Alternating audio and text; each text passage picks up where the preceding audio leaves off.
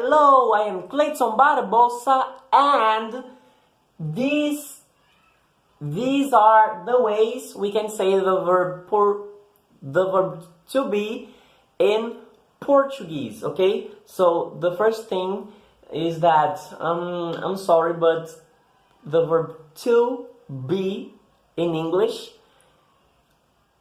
when you say that in Portuguese, you have two ways, okay? Two different verbs to express the verb to be, okay? So in Portuguese, you have two distinguished parallel ways to say that, okay? So you have the verb ser and estar.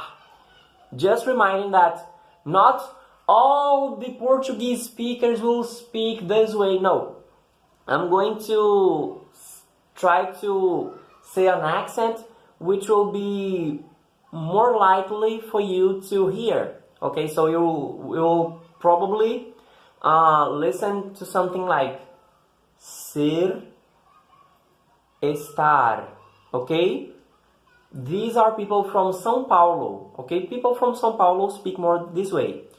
In Brazil, you have at least 26 states, and in each state you have different accents, so it's impossible for me to say all the ways, but you will probably listen for someone who speaks something like people from São Paulo speak, or people from Rio.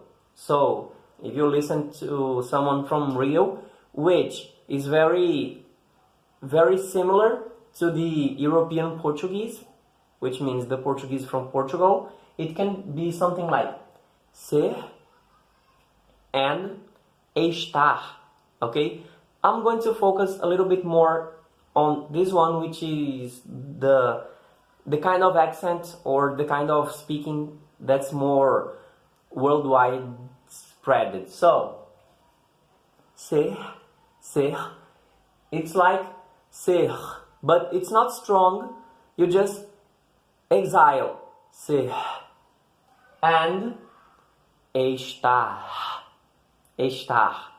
You can also listen something like ser and estar. I think you will be more likely to listen estar, okay? Ser, estar. What's the difference between ser and estar? Ser is something fixed, something established, something long-term, okay? Example, I use this verb to say that I am Brazilian, I am a man, I am a teacher, I am married. So these are long-term ways to say that I am, okay? And if something is temporary, some states or some status is temporary, you use this verb, estar or estar. This estar is when I want to highlight that, but people will probably say estar. So estar is something more temporary. Example, I am hungry, I am thirsty. I didn't use hungry or thirsty in the example because in Portuguese it's a little bit more tricky. Okay, so I have a easier state, which is cansado or cansada. I'll explain the difference between them, but cansado is tired. Okay, tired is cansado. Okay, so if I want to say I am Brazilian, I say eu sou brasileiro. I use the verb ser. To say I am tired, I say eu estou cansado. I use the verb estar. Okay, you know the difference now. If something is fixed, okay, something which is your nature, your constitution, okay, you use the verb ser. If it's something now but not then, estar.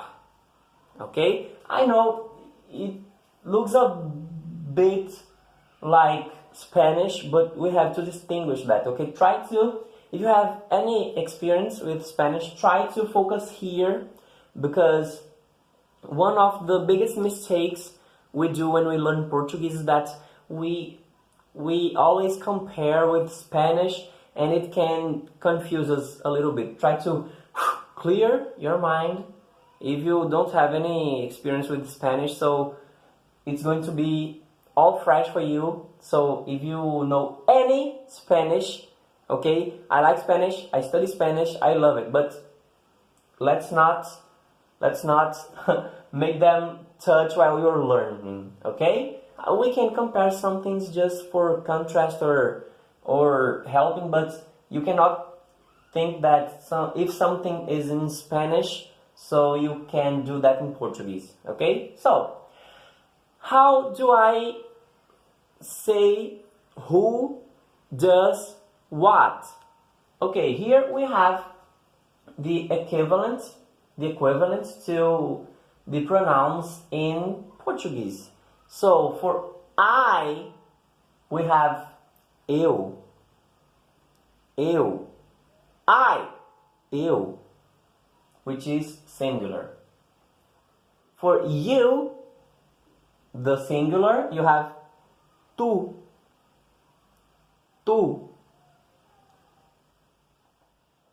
But with this word tu, many Brazilians use tu. Okay, many, a lot, uncountable. But the Portuguese you probably listen to will not use a lot of tu. Okay, because this tu is for people more from the bottom or the top of Brazil. This center is not so much, so people use more você. It's not você, no, it's você. And what's the difference between tu and você? Você is just the way you're more likely to hear the tu. And this is going to change a little bit the way you conjugate. But in Europe, people will use tu. Okay? Europe, Africa, or other places, they will be more likely to say tu. So, I, eu. Repeat, eu. You, tu. He, ele. She, ela. I'm sorry, but in Portuguese you don't have it. All the words are either masculine or feminine, so it has different genres, but you don't have the it, the neutral one. We, nós, or nós. Nós or nós. Nós. Voz or vós. Voz, but this voice is more used in Portugal. Not rarely ever a Brazilian nowadays will use this voice. No, it's a very old word here, but we learn that so we can understand something from the past, which is rarely ever, very rare. Today we don't access this word, but in Portugal people still use voz. Eles, which is the they, okay, they. If they is masculine, for example, boys, you say eles. Girls, you say elas. Alright? Okay, so here we go. Repeat. Eu, tu, ele, ela, nós, vós, eles, elas. Here you go. And the verbs, the conjugation of the verbs will be, for the fixed states, I am, eu sou. Eu sou. You are, singular. Tu és. He is. Ele é. She is. Ela é. We are. Nós somos. Or nós somos. You are. Plural. Vós sois. They are. Masculine. Eles são. They are feminine. Elas são. Example, brasileiro. Brasileiro is Brazilian, masculine, and feminine, brasileira. Okay? So we can use this way. Eu sou brasileiro. Tu és brasileiro. Ele é brasileiro. Ela é brasileira. Nós somos, or nós somos, brasileiros. It's the plural. Vós sois brasileiros. Eles são brasileiros. Elas são brasileiras. Okay? Understood? Okay. And the verb estar. Estar. Okay? Eu estou. Eu estou. Tu estás. Ok. I am, eu estou. You are, singular. Tu estás. He is, ele está. She is, ela está. We are, nós estamos. You are, plural, vós estáis. They are masculine, eles estão. They are feminine, elas estão. Just reminding that Brazilians, the Brazilians you will listen to will probably, most likely, not to say tu, but você. Instead of tu, você. And the conjugation will be this one.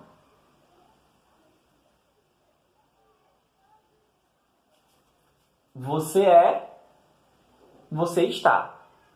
And in the plural as well. They will not say vós. Brazilians will probably never say vós. No, they will say vocês. Vocês são and vocês estão.